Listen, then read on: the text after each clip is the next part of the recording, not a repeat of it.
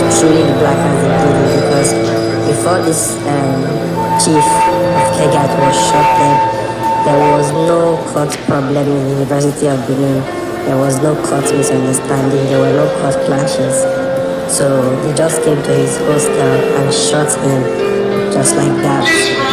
So at the moment, the members of MAF5 are still trying to find out if truly it was the blackers that carried out this operation, and we all know if truly they find out that blackers are the ones that carried out this operation, definitely, automatically it means that there's going to be war in the University of Benin. So the reason why I decided to make this video fast now is because those of you that live in those areas near Uniben and Uniben, be very, very, very careful, because it's about to get hot. The student has been killed, the corpse of the student that was killed has been deposited to the University of Benin Teaching Hospital at the moment, and police has also started investigation to find out the reason and the cause of his death. So that is the update that I have for now. But as soon as I get much other updates, I'll also let you guys know. So stay safe, guys. Please see you on the next one. And for those of you that haven't subscribed, please like, subscribe, and share my videos.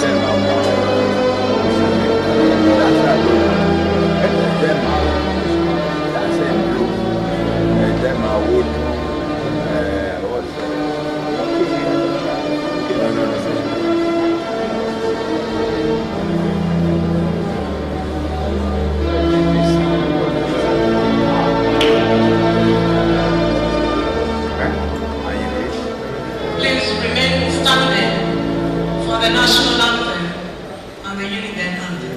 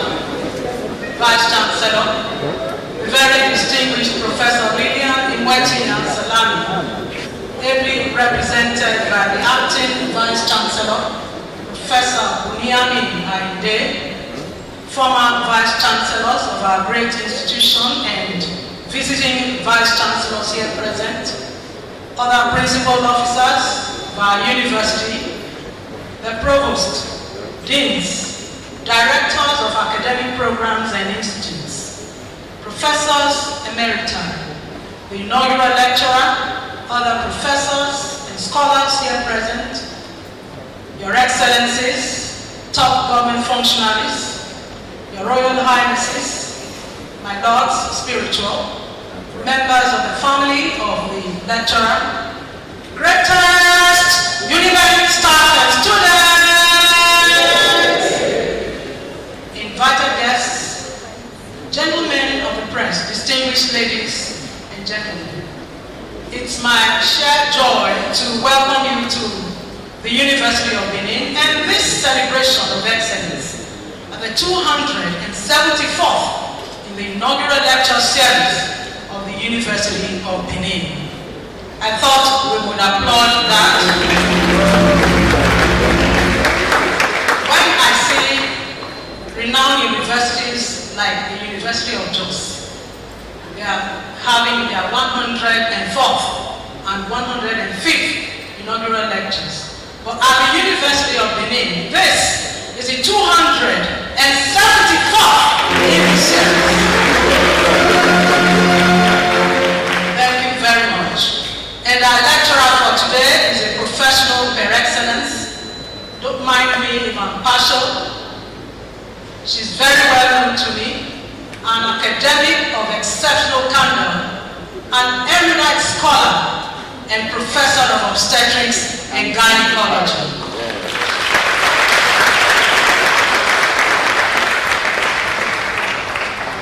If you like, she is my physician. So maybe that's why. So please join me to applaud Professor Aderemi Olabisi Aisien.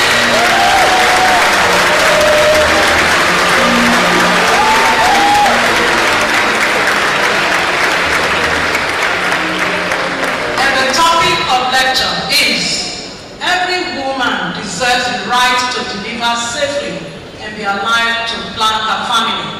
Let us all contribute to reducing maternal morbidity and mortality among women. At this point, I invite the Registrar of the University, Mr. Ademola Bobola, to introduce the Vice Chancellor and the Vice Chancellor's procession. Mr. Registrar, sir.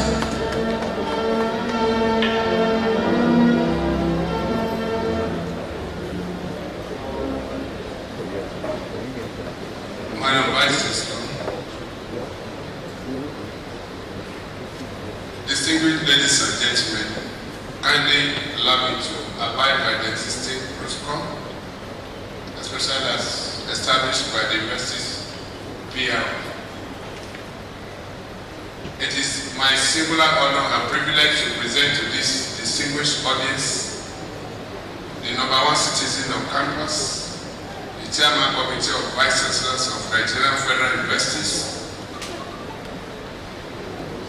the African Pillar of Education recently conferred on her in Rwanda, Kigali, and of course the Vice President, Association of African Universities, Professor Lilian Salami. Of course the Vice Chancellor is with us here, not physically, because this program is online and she's very much involved in this program, and she has delegated that she should be represented today, this time around, not by a female. We have a female presenting the inaugural lecture today. I need to balance the gender equation. The Vice Chancellor has requested amiable Professor of Pharmacognosis, who recently delivered the 272nd inaugural lecture here before this distinguished audience. That time we were calling Obonishi or something like that there. But today, he's presiding over this assembly, and for the first time in that capacity as the acting Vice Chancellor, Professor Olabisi Aide, Dr. Vice Chancellor.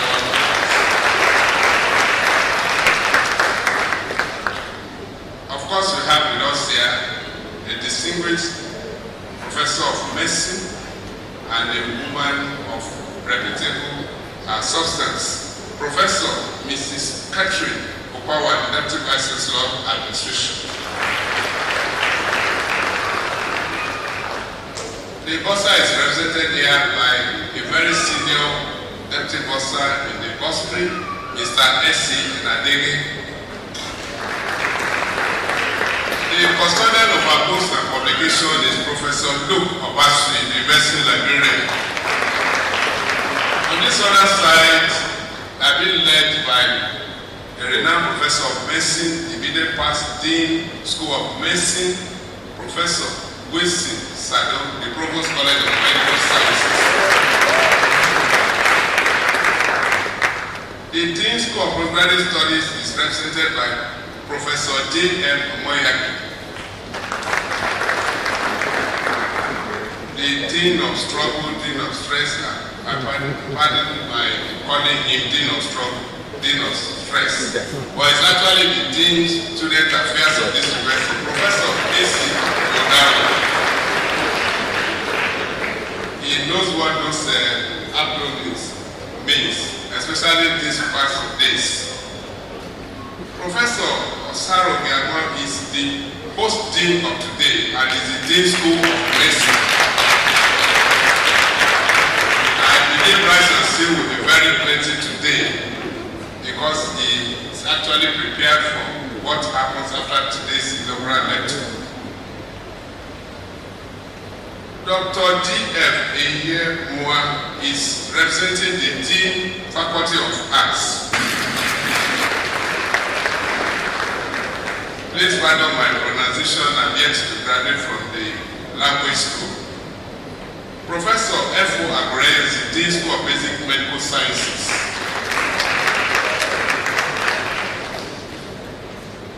Dr. E.D. Odai is representing the Dean School of Dentistry. Dr. Mrs. E.T. Aihero is representing the Dean Faculty of Engineering. Professor Bright Baswai is representing the Dean Faculty of Law.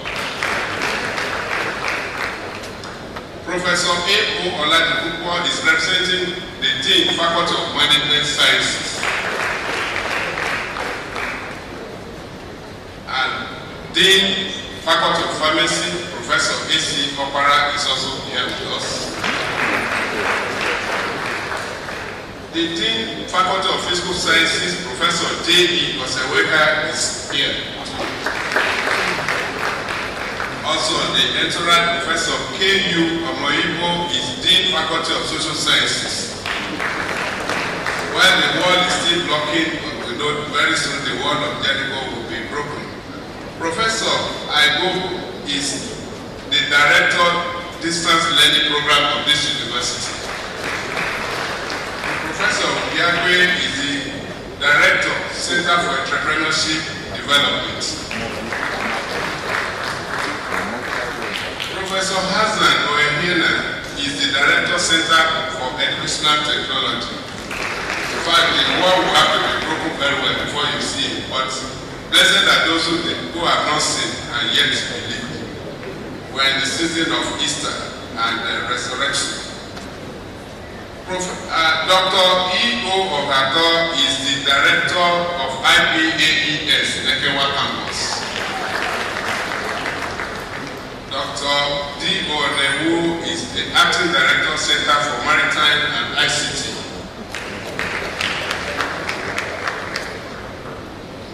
On that entourage, another very tallish professor here, who is also taught in substance, Professor Mrs.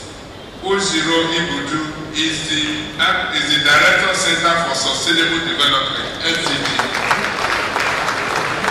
Mr. Monday Owe is the Deputy Registrar, Senate Matters in Legislative Procession. I think we should give all distinguished members of the entourage and learning faculties. In well attended colloquium on on international oil and gas transactions anchored by the former Minister of State for Petroleum Resources, Dr. Ibe Kachuku, who is a visiting professor. Many such high-profile lectures are underway to bridge the gap between the industry and the academia. On a side note, ladies and gentlemen, the university lost a student on Monday evening. While the police are carrying out their investigations, we pray for the repose of his soul and God's comfort for the entire family he left behind. Ladies and gentlemen, it is my pleasure to introduce our lecturer for today. She is Professor Mrs. Aderemi Olabisi Aisien.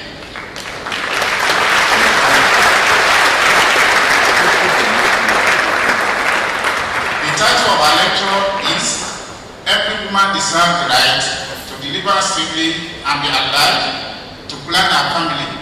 Let us contribute to reducing maternal morbidity and mortality among our women. Professor Mrs. Aisien was born on the 25th of April 1953 to the family of Mr. Olabisi Thomas of Ijebu of Jibolu Taiwo family in Abeokuta and Mrs. Frances Adebola Thomas of Ijebu Maduwa Royal family in Ondo State, both of blessed memory. Professor Aisien attended Anglican Girls Primary School, Lagos, where she obtained first school certificate in 1962. She had a secondary school education at Anglican's Secondary School, Surulere, Lagos, where she obtained West African School Certificate in 1966.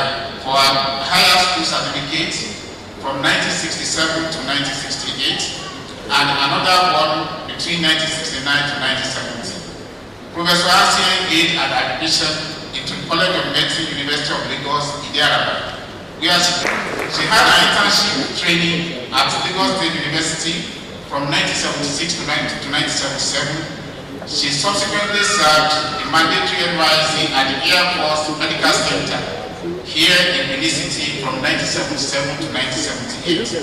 She had a residency training in Jos University Teaching Hospital from 1982 to 1987 and later obtained the fellowship of Nigeria in the Faculty of Obstetrics and Gynaecology in 1991. She also had fellowship of the International College of Surgeons in 1999 and Doctor of Medicine degree in 2021. She had a Commonwealth Fellowship to study fetal medicine at the Irish Birthright Research Center at King's College, London, 1994 to 1995. She has attended many courses and trainings to specialized areas of fertility regulation. She was appointed lecturer one to this great university and to University of Jos, and as well as honorary consultant to University of Jos Teaching Hospital in 1991, and thereafter transferred her services to the great University of Benin in 1999. She rose through the ranks to the position of professor in 2007. Her primary focus is in the area of obstetrics and gynecology with sub-specialization in fertility regulation and adolescent reproductive health. Professor Mrs. Aisien held several administrative positions in this university. She was appointed HOD of the department from 2005 to 2008. She was the first female professor in the department, former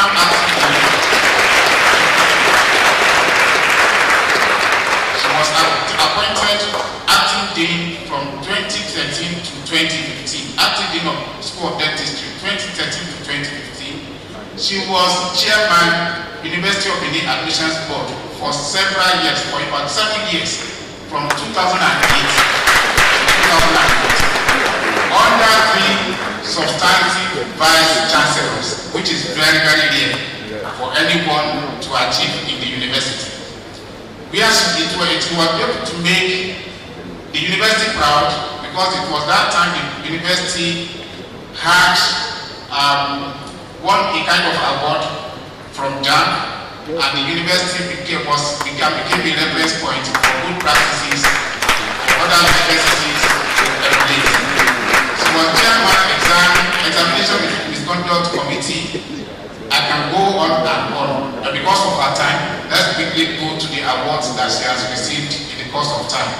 Award of Merit by the Anglican Diocese of Jos, Award of Knighthood of St. Mary by Anglican Diocese of Benin 2006, Figo Award in Kuala Lumpur, Malaysia, that's 2006. She has more than 80 publications which cut across local, national, and international journals. She has equally attended up to 76 different conferences, both within and outside the country.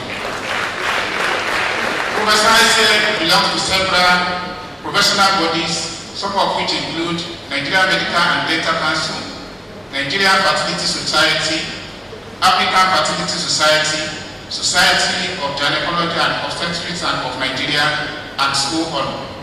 Professor Mrs. Aisien is a Christian and loves singing, gardening, cooking, and taking care of family.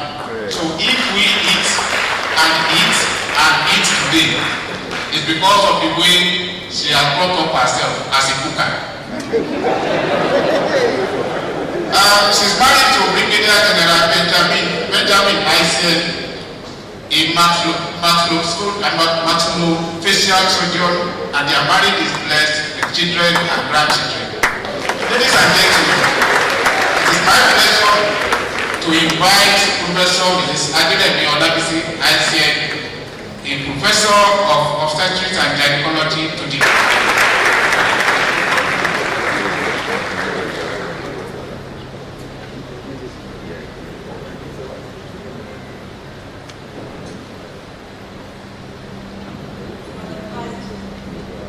Madam Vice Chancellor, ladies and gentlemen, permit me to stand on the existing protocol already established by the Publication Officer of the University of Benin as I deliver the 274th inaugural lecture that is titled "Every Woman Deserves the Right to Deliver Safely and Be Alive to Plan a Family."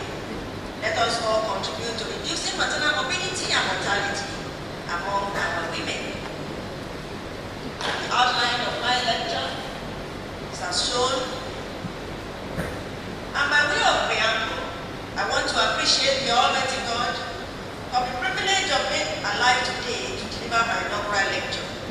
And many thanks to my amiable Vice Chancellor, Professor Lilian Salami, a sister, a long-time friend, and a management team for actualizing this God's purpose in my life. I feel highly privileged and honored for joining other celebrated and highly distinguished academics who have delivered their inaugural lecture in the past, especially from my Department of Obs and Gynae, School of Medicine, which is the 11th in the series. The number 11 is also significant to me because it marks the beginning of another phase in my life when I transfer my services from the University of Maryland. The story of my life is a very long one. It is an inaugural on its own, but it suffices to say that the life of a woman achiever in the academic world is not easy, especially in the field of obstetrics and gynaecology. I thank God for my late parents who believe strongly in the education of their children. They constantly drummed it into our ears. The silver and gold they did not have, rather than giving us education, which will enhance our survival. A woman struggles through achieving first degree, followed by postgraduate programs. You get employed by life to be a good mother to your children, a loving wife to your husband. Most of the time, my family knew when I left for work, but I myself never always knew when I would return because of challenges of daily work in the field of obstetrics and gynaecology. Many times, one has had to sleep over in the hospital to operate patients and ensure that the patient gets the best treatment that can be offered to save their lives.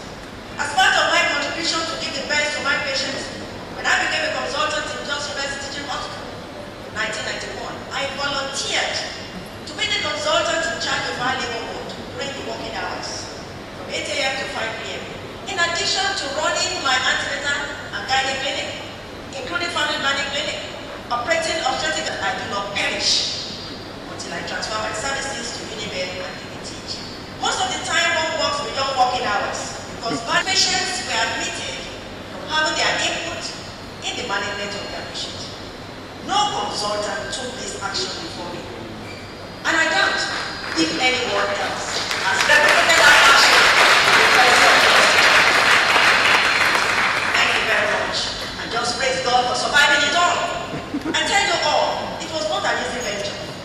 When I look back over my life, I always wonder how I survived as a woman. Endurance and God's favor that enabled me to give my best to my calling. I survived it all. And I know that you also, in that same situation, will also survive. By way of introduction, Madam Vice Chancellor, ladies and gentlemen, pregnancy as we know it is not a disease. It's a physiological process. It is a privilege or social function entrusted to women to ensure the survival of our human race and fulfill the biblical injunction written in the book of Genesis 1 verse 28. Be fruitful and multiply and replenish the earth. In Psalm 128 verse, the olive plants round about the table. The Bible never said women should die in the process of reproduction or be maimed. Motherhood should be a thing of joy and not of sorrow because a new life is being born. Very unfortunately, what one is caring, and this is a great tragedy and an injustice of our time. You can see on the board motherhood as it was some years ago. You can see rejoicing of people clapping because a new life is being born. You can also see the same lady sitting there and people are, it was the 8th day where they are doing naming ceremony. And I present to you your inaugural lecture many years ago, carrying out. Thank you very much. Thank you, thank you. Have we done enough for our mothers? Peter Adamson in 1996 on the program and in fear and in agony, or if millions of men were being injured and disabled and humiliated, sustaining massive injuries and wounds to their genital organ, leaving them in constant pain, infertile, incontinent. No woman should die or be disabled in the course of pregnancy and childbirth, simply and just because she's a woman. And this is the background to the choice of my inaugural lecture. Every woman deserves that right to deliver safely and be alive to plan a family. Let us all contribute to reducing maternal morbidity and mortality and mortality. All of us must contribute to the survival of her that can never be too small to save a mother. If down along the line, we are being called to come and donate to save some women's life, over 30 pints of blood may have been given to that woman. If a woman is in the house, she's laboring in the night, and you are a neighbor, and they knock on your door, please come and help us to carry this woman to the hospital. Please don't shut your door. That is a way in which you can contribute to save motherhood. The pregnant woman can be a mother, can be a mother-in-law, it can be a wife, our sister-in-law, our auntie, our daughter. If my mother had died of obstetrics and gynecology, would not be standing in front of me today to deliver her daughter.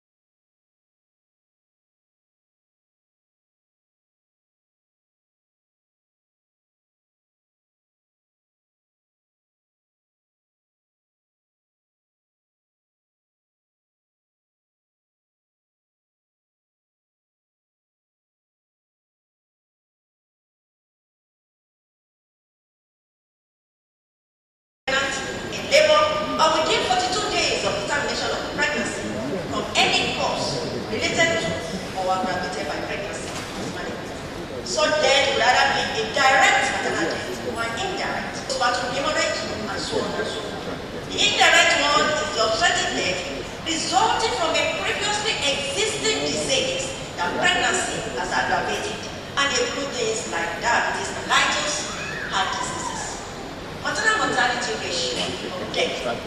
once a woman becomes pregnant. Maternal mortality is one of the key indices of the state of health and quality of health care in any country. It measures how much the government of that nation cares for motherhood. It's developed and developing world. The death of a woman has a devastating effect on the whole family. When the mother dies, unfortunately, very unfortunately, 90% of those babies in that index pregnancy, they either suffer intrauterine death, neonatal death, or they die within 1 year. What a double tragedy. Lifetime risk of maternal mortality. This is the probability of maternal death faced by an average woman over her entire reproductive lifespan. Measures the probability of becoming pregnant and the probability of dying as a result of that pregnancy accumulated across the woman's reproductive. Let's look at the history of it. To be safe and healthy throughout pregnancy and childbirth. And in view of this, by 1980, maternal mortality in developing countries, and most often in our developing country, a woman dies from complications related to pregnancy or childbirth. And this translated to a minimum. You have another 30 to 50 women suffering from injury, infection, and diseases. Before 1985, the health of the mother during pregnancy and childbirth was not a focus for policy making, research, and programming. Until Alan and Deborah, they were two child health. And they said, where is the M in MCH? They pointed out that maternal and child health program. And you will also find that in our environment, when a woman 5 alive, 3 boys and 2 girls, who unfortunately died from postpartum hemorrhage, from bleeding, just bleeding, because the placenta is in front of the baby, called placenta baby. Now, why did she die? She found herself at the entrance to the maternal death road.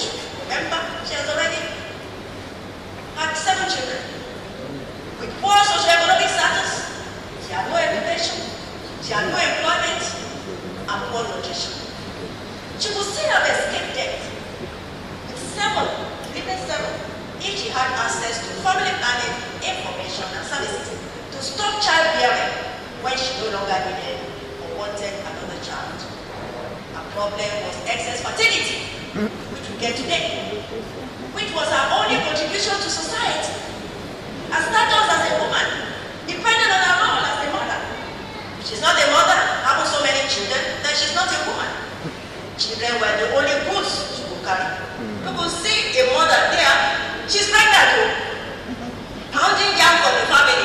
And how many other children? 1, 2, 3, 4, 5, 6.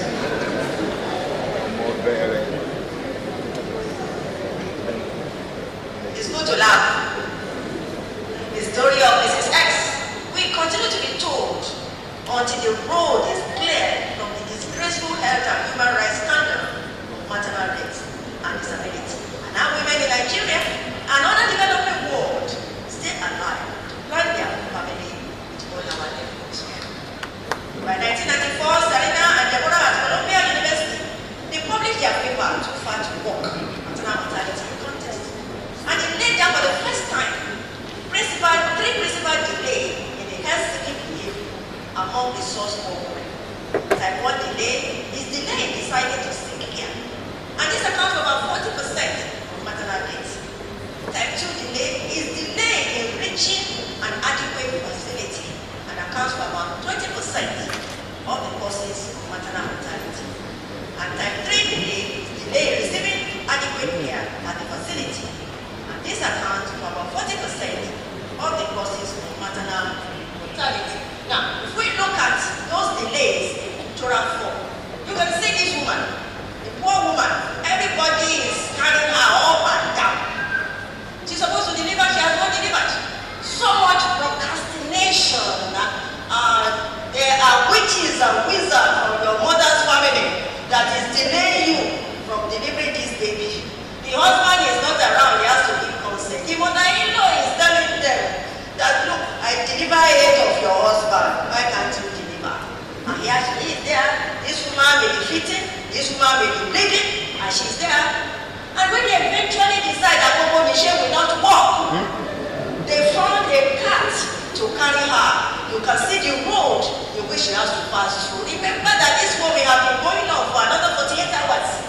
And to even get to any facility at all, it takes another 48 hours. And of course, the center where she can get good treatment may not even be available. And eventually, when she gets to the center where she can be delivered, maybe it's an obstructed labor, what happens? Out of stock syndrome. The government is not doing what they need to do. There is strike everywhere. The nurses are gone on strike. The doctors are gone on strike. And this is what we have. And a poor woman ends up with mortality. Thank you. In 1994, an international conference on population and development was held in Cairo. Shifted the focus of many countries, including Nigeria, from the concept of maternal and child care and family planning to a more comprehensive approach of reproductive health and rights. By September 2000, 199 countries, including Nigeria, met at the United Nations General Assembly in New York, and they endorsed a series of Millennium Development Goals, which were all to enhance safe motherhood. Under Sustainable Development Goal, it is said that no country should have maternal mortality ratio that is greater than 140 per 100,000 live births by 2030. Now, what about the current global picture of maternal mortality? 830 women are reported to still die every day from preventable causes related to pregnancy and childbirth. Almost all these deaths occur in low-resource settings of the world. 99% of maternal deaths occur in developing countries, out of which about 66% occur in sub-Saharan Africa. This is WHO 2016. Again, let us look at the tragic loss of a mother. Unfortunately, the wife of this man has just died, and of course, the child is alive. The man is giving the child. See the faces of the other four children, very gloomy. How are you going to cope? The woman is the pillar in the home. When she dies, the children lose their primary caregiver. The woman's death is more than a personal tragedy. It represents an enormous cost to her nation, her community, and her family. Her family loses her love, her nurturing, and her productivity inside and outside the home. There is a caterpillar effect of losing a mother in any home, which for a very long time brings about sorrow and anguish. Nigerian situation. Nigeria contributes about 10% of annual maternal deaths, even though her population is only 2%. The lifetime risk of dying from pregnancy and childbirth for Europe have 4,900 women getting pregnant. Only one will die. In Africa, if you have 54 being pregnant, one will die. But what happens in Nigeria? Out of 22 pregnant women, 1% dies. Fortunately, the most dangerous place for a woman to have a baby is in the sub-Saharan Africa. Over 1/3 of total global deaths are in two countries, Nigeria as well as India. The ratio of 19% and 50% respectively. Let us look at this picture. Maternal mortality in Nigeria equated to a Nigerian plane loaded with about 160 passengers crashing every day. The only difference between the plane crash and the scenario of any maternal death is that those who fly in the plane are elites of the society. And the poor woman let them. Therefore, the nation and the world, they want. Inquiries are conducted. The involved planes are grounded. Sanctions are applied. Immediate mechanisms are put in place to prevent a recurrence, which unfortunately, do not occur when these 160 maternal deaths from low socioeconomic background die daily. What claims the life of these unfortunate mothers invariably also claim the lives of the babies, which is a double tragedy. They are only left to be mourned by their immediate family. The sorrow, the pain of losing a mother remain in their hearts for many years to come. What are the women dying for? Look at the woman who had just died. Of course, the next thing is that you must have a coffin to carry the woman away. And women are dying, can we not treat it? They are dying from eclampsia, fitting. They are dying from obstructed labor, unsafe abortion, infection. Mahmoud Fatala, the FIGO president between 1994 and 1997, said, our women are not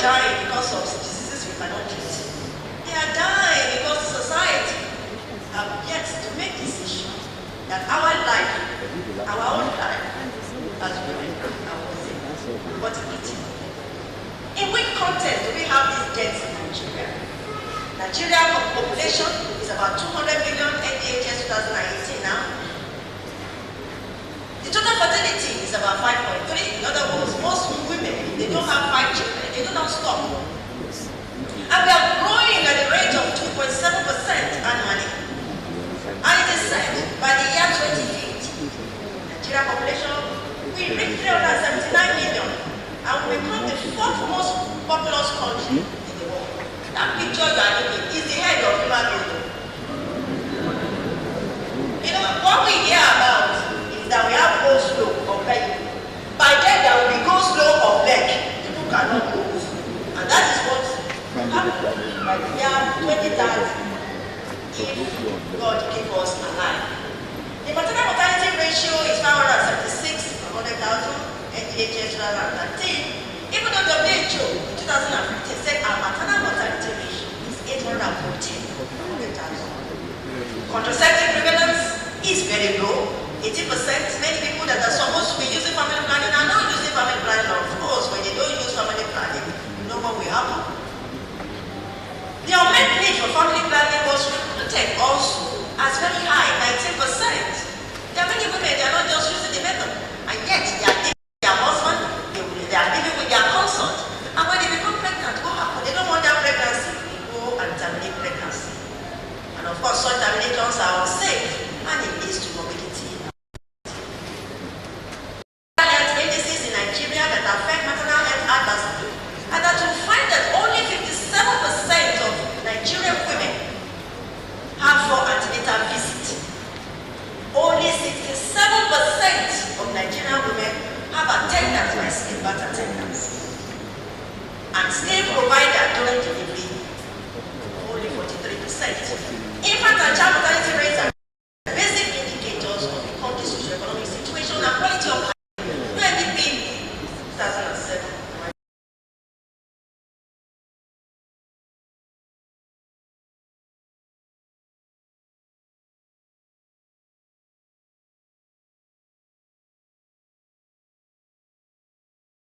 $1 a day, you can equate it.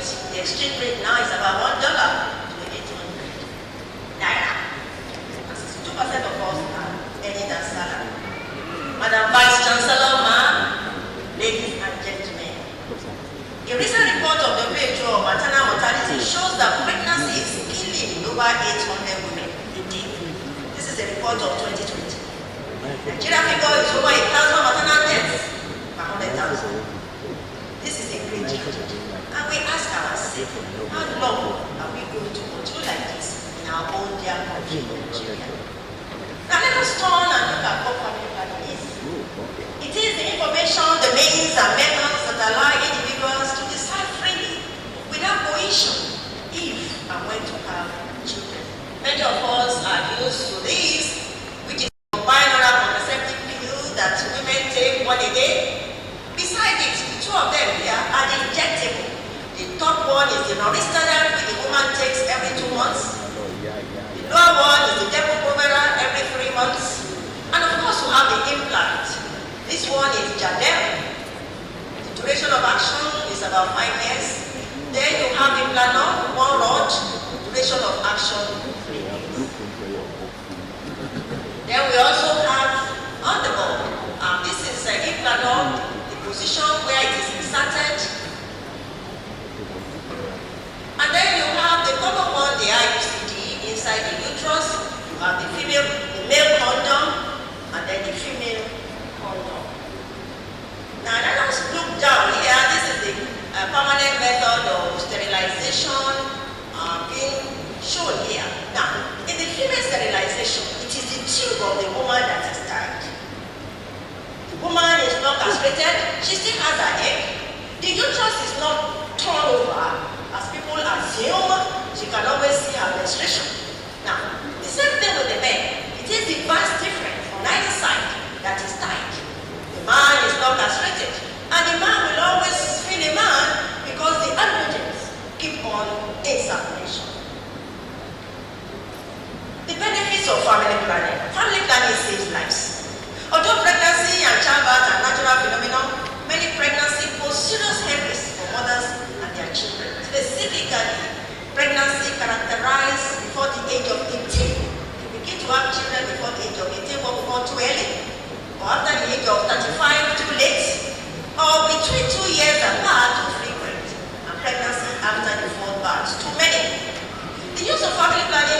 categories of women can bring about 32% reduction in maternal mortality. Use of family planning reduces maternal morbidity and mortality from unsafe abortion. Nigerian abortion law is restrictive and is only permitted to save life. And therefore, when a woman is pregnant and she doesn't want the pregnancy, the tendency is that she wants to commit abortion. And usually those abortions are unsafe. Family planning empowers women. Women who space or limit childbearing have the opportunity to return to school and thereafter obtain gainful employment that will empower them financially and raise the living standard of their family. Singh et al. 2003, Chen 2005. Education liberates one from ignorance and gives the power to seek information that will enhance better reproductive health, to keep alive and well, and perhaps eliminate many of these delays that we have enumerated. Family planning helps prevent HIV/AIDS.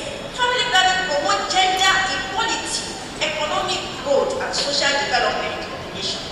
Having but healthy children can reduce the economic burden of poor families, allowing them to invest more in each child's education. Both the boys and the girls are educated, they have equal opportunity. And this remove or break the cycle of poverty in home. The act of family planning was first reported in the book of Genesis 38:6-9. Owner's action is today regarded as one of the natural family planning methods, which is coitus interruptus. My research work on family planning methods.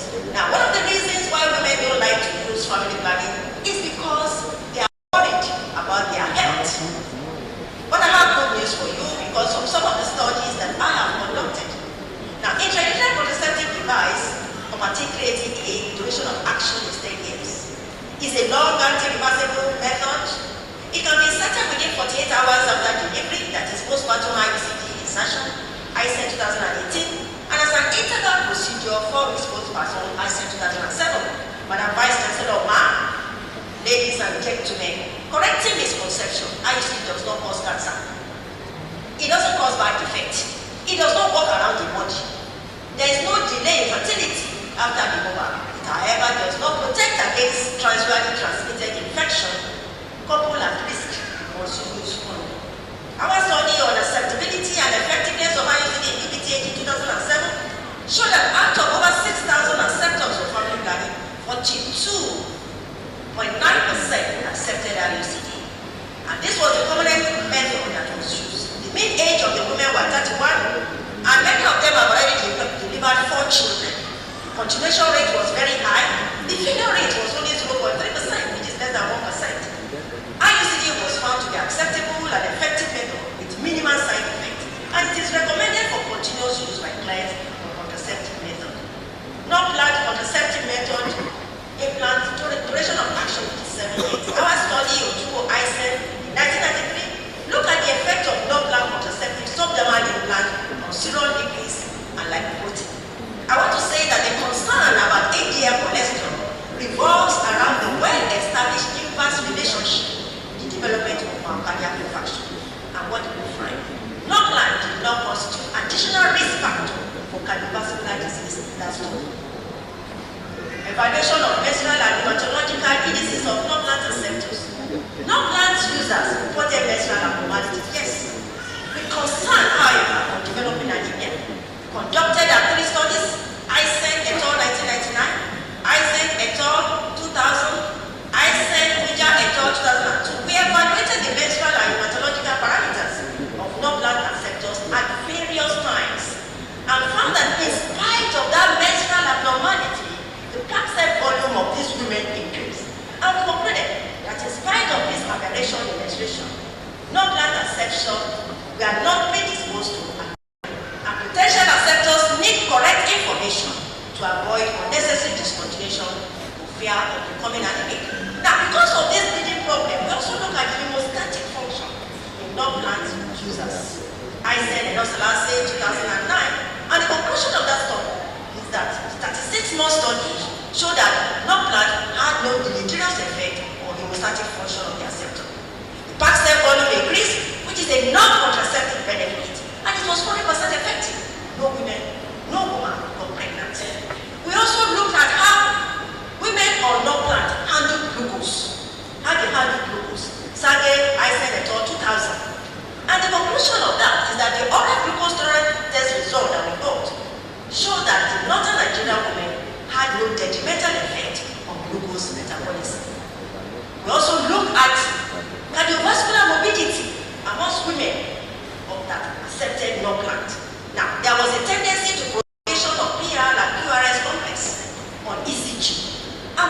concluded that clients with cardiac condition showing longer ECG interval should consider alternative method of contraception instead of non-plant. Now we look at our long-term experiences with non-plant studies.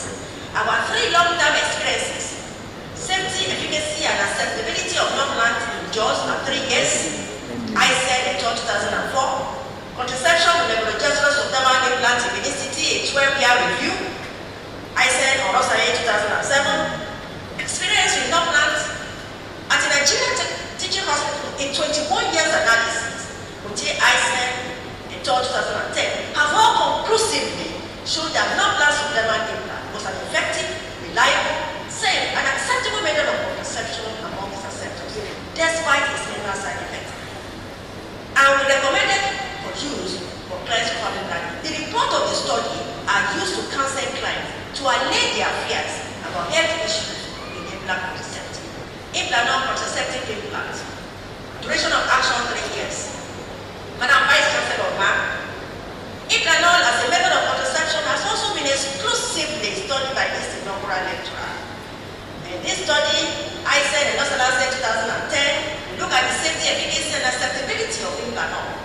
And we concluded that Implanol was found to be effective, it was safe, and acceptable method of contraception among its acceptors. Menstrual abnormalities were the side effect which most of the subjects found tolerable with adequate counseling. We also look at the serum lipids and lipoprotein in Implanol acceptors. Aisien and Inaugural 2016. The observed changes in serum lipids and lipoprotein over the 24 months of study were all within normal limits. We look at the hematological indices in Implanol users, and we also concluded that Implanol was an effective contraceptive method with a safe hematological profile. We look at the blood chemistry of women that are using Implanol, and again the conclusion of that study is that Implanol over the 12-month study did not have any adverse effect on liver, nor does it have any effect on the renal function of the acceptor. Now, these are reversible methods of contraception. When I look at our study on permanent method of sterilization, a 14 years experience in voluntary female sterilization through mineral laboratory in Jos, Nigeria between 1985 and December 1988, Aisien, Uja, and all in 1999 showed that we have sterilized 2,913 female under local anesthesia. The mean age of the woman was 36. The mean number of living children that these women have is about 7. Some of these women, they have 10, they have 15, they have 12, and so on and so forth. And completed desired family size was the indication for the tumor location in 95% of these patients. Madam Vice Chancellor Ma, the study showed a yearly increase in the growth of voluntary surgical contraception because of accessibility, acceptability, affordability brought about by trained personnel, including this inaugural lecturer. We looked at the anesthesia that we use for the permanent method of sterilization. We evaluated a 14-year study, Aisien, Uja, in 2001. Local anesthesia was used with 1% Xylocaine in 84% of these patients. Local anesthesia with sedation in 14%. And general anesthesia was only in 3%. And the conclusion is that many laparotomy under local anesthesia for female sterilization has been found to be safe, effective, and affordable outpatient procedure, and is currently an established family planning option in Jos University Hospital. We look at the complication because when you do surgery, you must also look, do we have complication or not? We look at our 15 years experience on the complication. Aisien, Uja, in 2002. And we evaluated 2,986 that have had female surgical contraception. The major complication only occur is 0.87%, and the minor complication in 4.15%, and it was just infection. And we concluded that clients seeking surgical contraception should be counseled about the minimal surgical and minor complication that could occur during the procedure to allay their fears. We look at the acceptability of the permanent method of sterilization in the southern part of Nigeria. And in 2 decades, that is in UBTH, in 2 decades, Aisien or Rosalie 2007, only 156 clients out of 14,000, over 14,000 acceptors of family planning had permanent method. And this is just an incidence of 1%, which is not different from NDHS.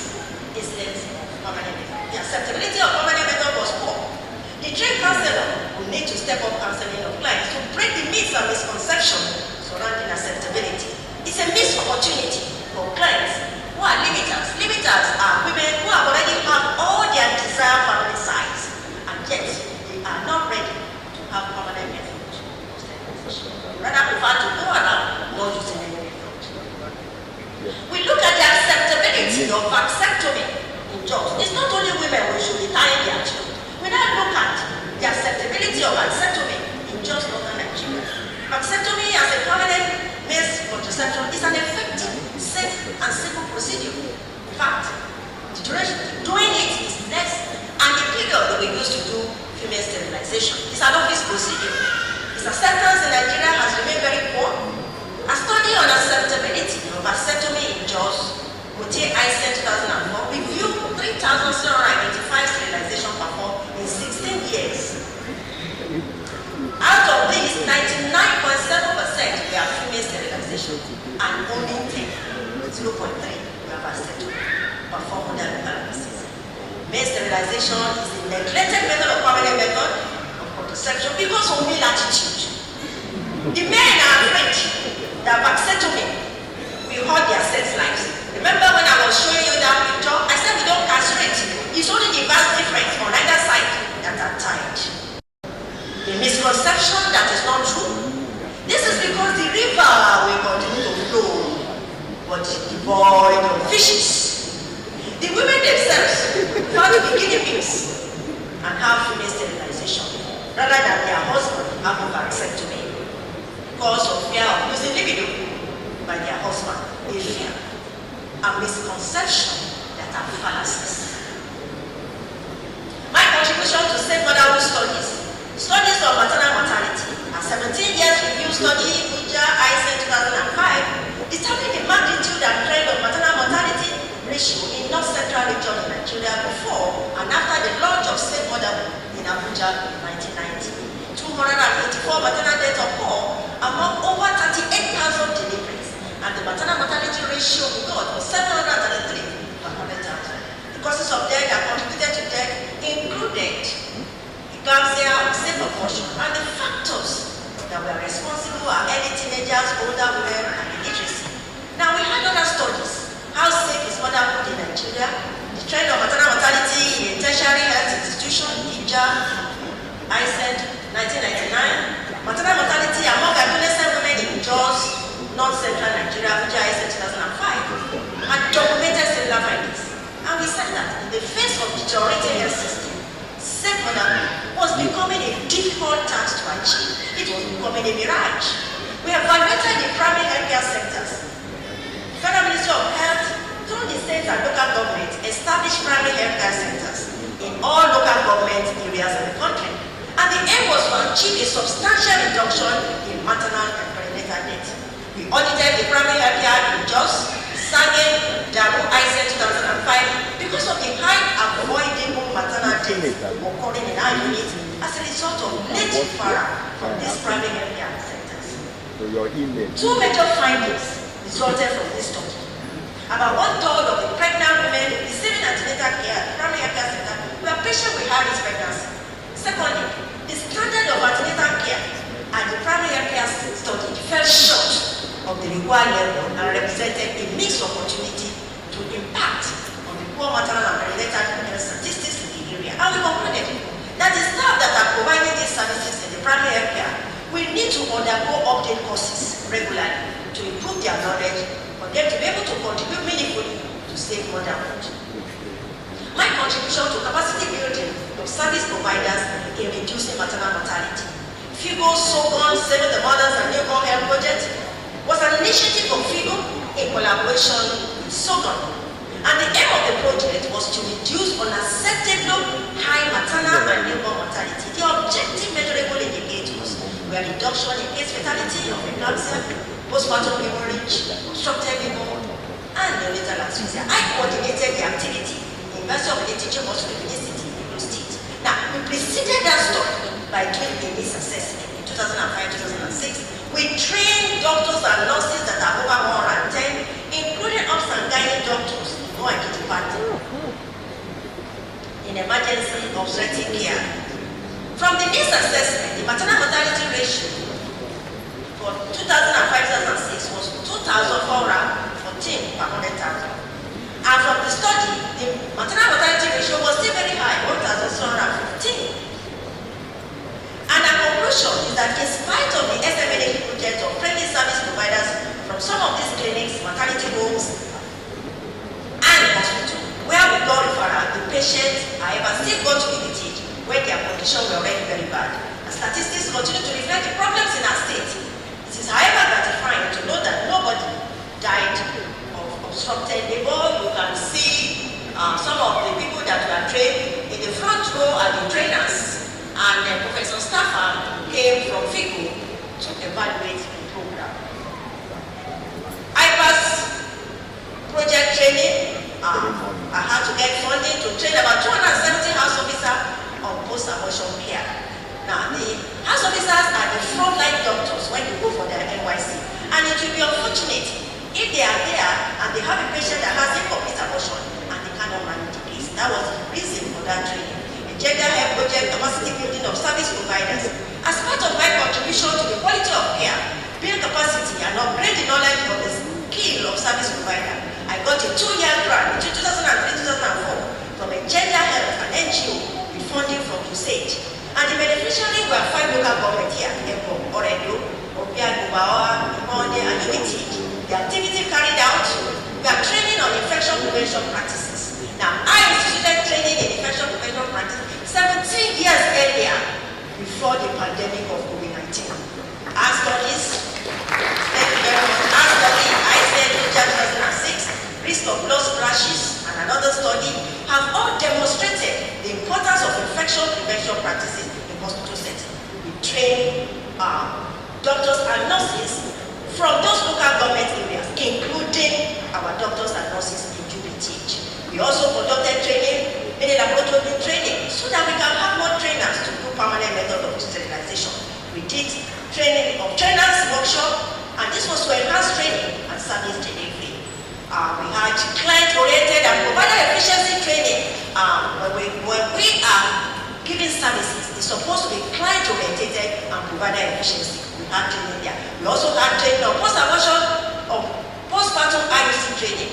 The reason for the training was to increase access to postpartum family planning making. We conducted sensitization seminar for youth, and over 400 youth attended that training. We also trained doctors and nurses on non-plants. We also train on integration of HIV and STI prevention and dual protection. Training were done to enhance knowledge of service provider. We conducted outreach program in the market, telling people the right thing to do. Educated them on family planning, HIV training, traditional practice about cancer. The outreach program generated patient community. The inaugural lecturer is not sitting in the office. She was part of these outreach programs. Training of doctors and nurses in sterilization and non-plan training between 1987 and 1998 in Jos University Journal. Having been formally trained in both the permanent and reversible method of processing, I became the master trainer for my department of Gynaecology. Thank you very much. With funding from AVSC, Association of Voluntary Surgical Section and Gender Health, said I was involved in training of over 200 doctors and nurses sent from their respective hospitals and clinics from many of the states in the north that cut across northeast, north central, northwestern zone. Doctors and nurses in the Department of Health and Gynaecology were also trained and they were certified. And Jude became the center of excellence because of this for family planning. Thank you very much. Collaboration with the gender health capacity development and reduction of maternal mortality between 1999 and 2004. Training were also conducted on postpartum IUCD and infection prevention practices for staff of some hospitals in the southwest and south region, including some designated military, air force, police hospitals. And all these were to improve access to family planning and ensure quality of care so that our women can get the best and they can remain alive. Acknowledgement, Madam Vice Chancellor, ladies and gentlemen, I thank the Almighty God for the preservation of life and for making it possible for me to deliver my long-awaited inaugural lecture today. I thank you for making my parents who made it possible for me to have a relation, and they were there for me until my beloved dad passed on in 1985 and my darling mom in 2015. May their gentle soul rest in perfect peace in the Lord. I appreciate the former substantive Vice Chancellor, Professor Wanze, Professor Shoji, Professor Owese, the acting Vice Chancellor, Professor Benedict Kubenje, Professor Wanze made me the head of Department of Health and Gynaecology from 2005, 2006, 2007, 2008.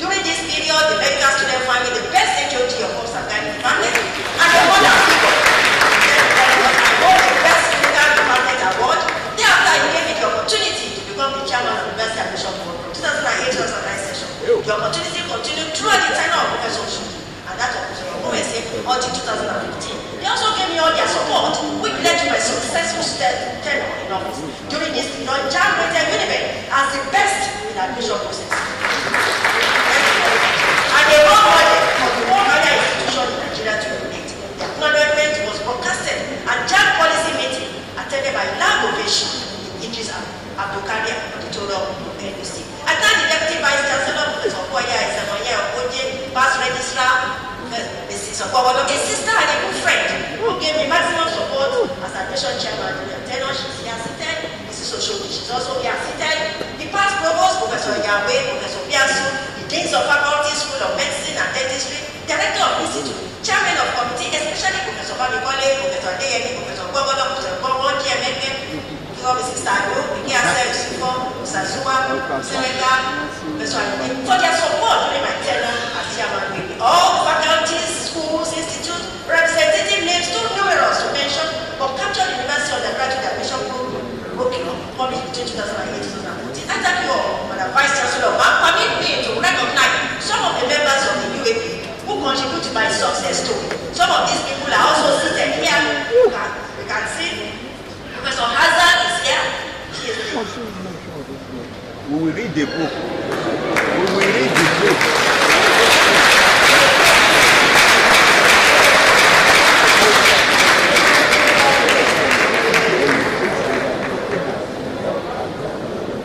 Recommendation, Madam Vice Chancellor, ladies and gentlemen, my years of experience based on my training, the training of others, I want to say that you can read all this in the book. Yes. On same other family planning, capacity development, and quality of care, I'm enable me to make some recommendations as contribution to reducing maternal morbidity and mortality, and with increased uptake in contraceptives. Over the past 2 decades, there has been attention drawn to prevention of maternal mortality. A lot still has to be done until no woman dies from childbirth but lives with her family. The intervention to make motherhood safe can be divided into 3 categories: primary prevention, the use of family planning to prevent unwanted pregnancy; secondary prevention, post-abortion care; and continuation of pregnancy that is wanted by antenatal care, and safe birth attendant; tertiary prevention, management of complicated pregnancy that leads to maternal mortality. The 3 components are based on a strong health system coordinating the prevention, good governance,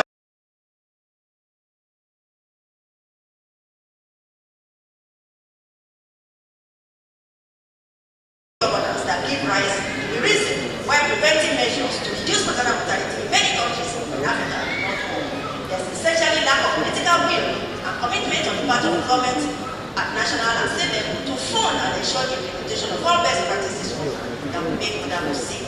Provision of family planning method, there must not be medical barrier, there must be access. We cannot do it alone in the public sector. We need social marketing.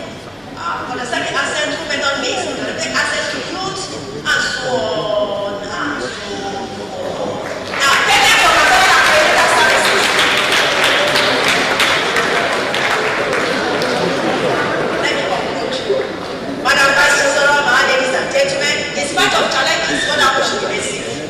No woman should die as a result of the surgical process to bring forth another life. And if it happens because we fail to do the right thing at the right time, it becomes an injustice on an acceptable tragedy. In the course of my lecture, I have discussed some of the reasons for unacceptable high maternal mortality in a developing country, the journey of safe motherhood, and also preventive measures.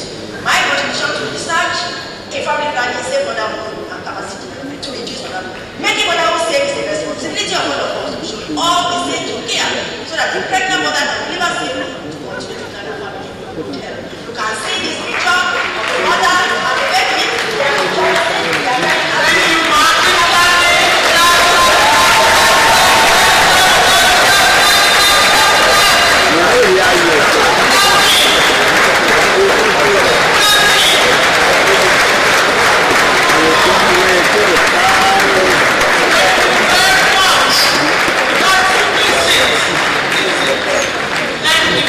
So that's our quintessential. That's our Aderemi Aisien. Anything she does well. And I can say for sure that I have never seen anyone more dedicated to a cause, anyone more meticulous, anyone more accountable, even on the issue of church finances. That is Professor Mrs. Aisien. We thank you, ma'am, for your services to the University of Benin. We thank you for your services to the Church of Nigeria Anglican Communion. Thank you. May I, at this juncture, invite Vice Chancellor to summarize the lecture.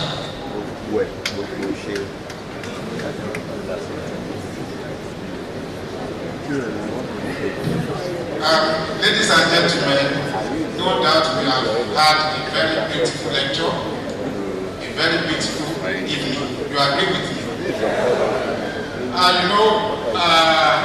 When Madam was giving her lecture and she got to the level of vasectomy, I said what she's supposed to have done was to give form to every man here, whether you would like to do vasectomy or not, yes or no. Even if I ask us here, let us rate up our answers whether we like to do it. Majority of us would rather put our hands in our pockets. And I was just telling Madam DBC that when Madam said it's fertility that women contribute to the society, I said we also contribute to the society by refusing to perform vasectomy. Otherwise, if we start doing that, how are we going to get more population? Well, thank you very much, everyone. By way of summary, the inaugural lecture told us about unacceptably high maternal mortality ratio in Nigeria, which she told us was 576 in every 100,000 live births. And the major causes include hemorrhage, eclampsia, unsafe abortion, obstructed labor, and sepsis. The world's efforts to reduce high maternal deaths in developing countries, where 830 women still die daily from preventable diseases, preventable causes through the Safe Motherhood initiative. She took us through the advantages of family planning and her research works on family planning to document their safety, which is a major cause of concern to majority of us as women, and also account for the reason why we do not readily accept contraceptive methods. Our studies on long-term reversible contraceptives, intrauterine contraceptive devices, non-planned implanol, documented their acceptability and safety. Similarly, our studies on the permanent method of sterilization, done mainly under local anesthesia, for completion of desired family size, vasectomy did not, however, enjoy good patronage because of fear of men losing their libido. I say again, Madam Lecturer, if you are to do the work here again, the percentage will be less than 0.3% at the point that way. Am I wrong, please? Because I'm not with it. I'm not with it. Our studies on how safe motherhood is in Nigeria documented an increase in maternal mortality, and with the worsening economic situation, achievement of MDGs and SDGs appeared to be a mirage. On capacity building, she has contributed to many trainings on safe motherhood by training doctors, nurses, as well as other health workers in various categories. Through funding from Gender Health USAID, doctors and nurses from clinics, hospitals, and in 5 local governments within Edo State, we say Edo South, were involved in our training in order to reduce maternal mortality. She has also trained many house officers, many doctors, as well as NYC individuals. She was the master trainer in the training of more than 200 doctors and nurses from the Northeast, North Central, Northwestern zones, and mini laparotomy sterilization and implants between 1987 and 1998. All these were done in University of Jos Teaching Hospital. As part of our recommendations, she has recommended proper use of family planning to prevent unwanted pregnancy, and by way of secondary prevention method, she has recommended booking for antenatal care and safe delivery by skilled birth attendants. By way of tertiary prevention methods, she has recommended that there should be provision of emergency obstetric care for complicated pregnancies that can lead to maternal death. She has equally advised the government to make maternity services free of charge by providing free medical services to people under 5 and to children under 5 years. There should also be political will for the government at the national as well as the state levels to implement decisions on budget lines that have to do with healthcare, particularly family planning. By way of conclusion, our lecturer has told us making motherhood safe is the responsibility of every one of us, regardless of our status, regardless of who we are, regardless of tribe or religion. We should all be seen to care and play our parts so that any pregnant woman can deliver safely to continue to plan our family in good health. Thank you all for listening.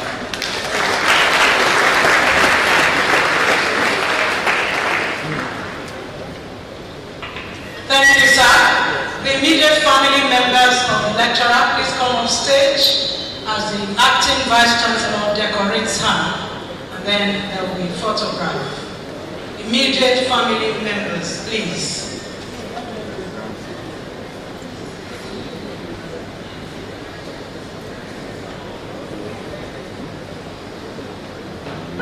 And as that is being done, we want to welcome first the family of the lecturer. Engineer Aisien is here. Please put your hands together. Let's encourage one another as we recognize dignitaries. Mr. Aisien, son, put your hands together. Also welcome Mr. Aisien, another son. Her son-in-law, Mr. Tunde Odetayo. Mrs. Adesiwa Odetayo, daughter, please put your hands together. Engineer Dele Odetola. Olubemi Thomas, Ozojofo, Mrs. Yetunde Payne, Mrs. Aderemi Victoria Payne, please put your hands together. We also welcome in no particular order Senator Elige Uzame, former senator representing Edo South Senatorial District. Welcome, distinguished senator. We welcome Mrs. Otasoke Oshodi, former registrar of